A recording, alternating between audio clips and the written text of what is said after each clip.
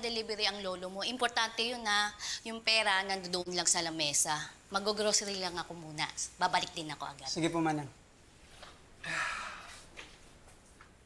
Kasing ka na pala. Inumin mo muna to. Bumangon ka na at mag-BS. Ihatid na kita sa inyo.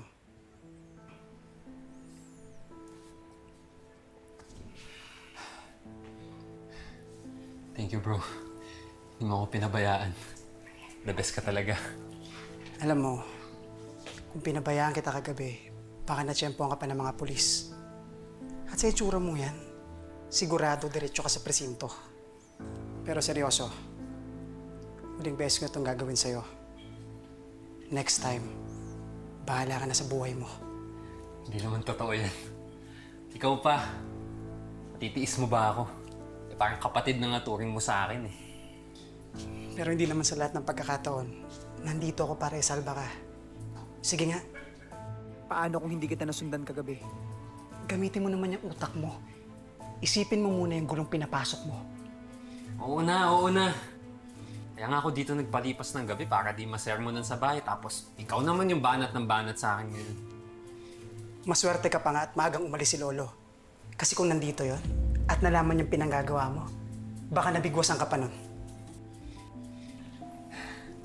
May point ka. Sermon na lang kaysa bigwas.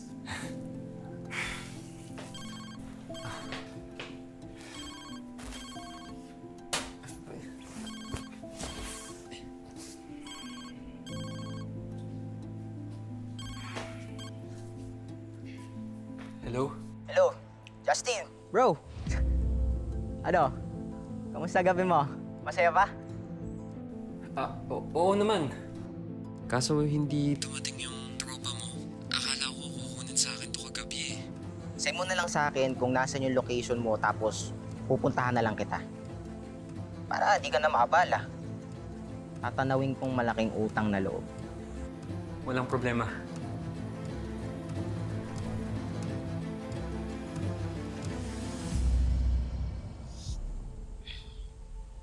Sigurado ka ba dyan? Oo naman, boss. Yan yung talagang supplier ko. Yan yung mayaman eh. Baka naman niloloko mo lang kami. Boss naman. Ba't ko naman kay lolo ko yun? Ayoko pa mamatay. Bakit? Sino yun? Anong problema? Tumawag sa akin yung supplier ko. Pupuntahan niya daw ako. Oh, bakit? Ano naman kailangan niya sa'yo?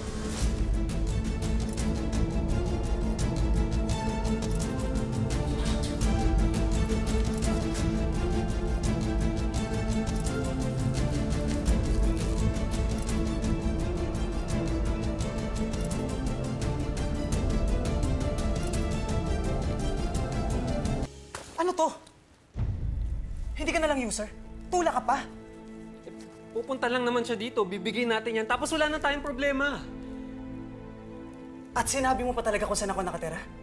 Dito mo pa pinapunta sa bahay ko? Hindi ko alam kung tanga ka ba talaga o nagtatanga-tangahan ka lang. Natatakot rin naman ako, bro. Hindi ko nga alam kung anong gagawin ko eh.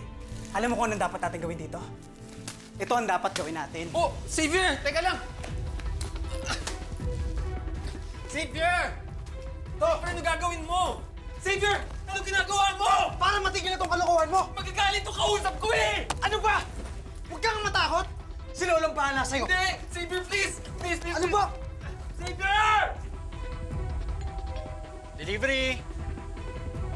Xavier! Ano ba? Baka yun yung delivery ni Lolo. Puntahan mo na!